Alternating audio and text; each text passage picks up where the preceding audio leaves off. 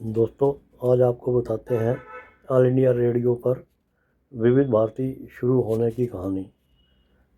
दोस्तों, पहले भारत में ऑल इंडिया रेडियो पर सभी मशहूर गायक गायिकाओं के कोई गाना नहीं रिले होता था, कोई गाना नहीं बजाया जाता था।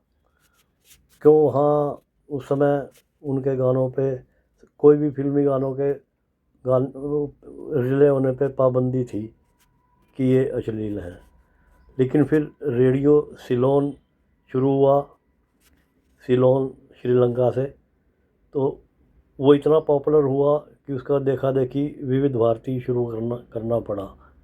तो ये भी एक कहानी है और सच्ची स्टोरी है, सुनिए। 1952 में इंडिया की अपनी ही गवर्नमेंट ने अपने ही देश में हिंदी फिल्म सॉन्ग्स बैन कर दिए थे और उस एक डिसीजन ने बॉलीवुड हिस्ट्री बदल दी। नए नए आजाद हुए थे हम। इंफॉर्मेशन मिनिस्टर बीवी केसकर को फिल्मी गाने वल्गर लगते थे। उन्होंने रेडियो पर म्यूजिक की टाइमिंग इतनी कम कर दी और सिंगर्स के नाम लेने पर बैन लगा दिया कि गुस्से में आकर बॉलीवुड प्रोड्यूसर्स ने अपना म्यूजिक ही विड्रॉ कर लिया। ऑल इंडिया रेडियो से फिल्म म्यूजिक गायब। लता मंगेशकर, रफ़ी, नौशाद सब साइलेंट, सिर्फ क्लासिकल म्यूजिक बचा। अब सोचो, ये वो वक्त था जब रेडियो ही पूरा एंटरटेनमेंट था, टेलीविजन नहीं था और गवर्नमेंट ने वो भी छीन लिया।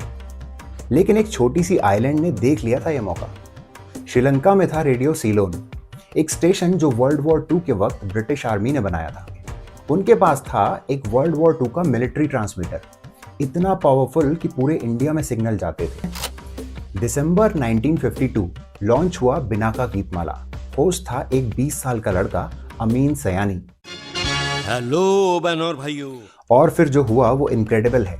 पूरा इंडिया हर हफ्ते बुधवार के दिन रात 8 बजे अपने रेडियो के पास बैठ जाता था। गलियां सूनी हो जाती, बिल्कुल वैसे ही जैसे बाद में रामायण और महाभारत के वक्त होती थी। एक बार शो को 65,000 चिट्ठियां एक हफ्ते में मिली। एक शहर था झुमरी तलैया। वहां के लोग इतने ज्यादा लेटर्स भेजते थे कि पूरा देश सोचता था कि ये जगह एग्जिस्ट ही नहीं करती है।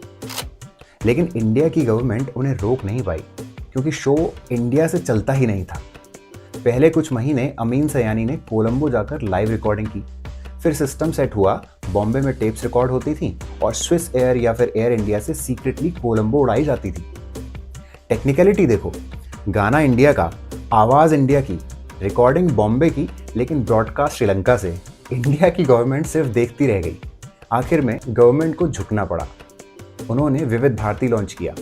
बिनाका गीतमाला चली 42 साल तक और उस 20 साल के लड़के ने जो 25 रुपए में काम शुरू किया, वो बन गया इंडिया का सबसे आइकॉनिक रेडियो वॉइस।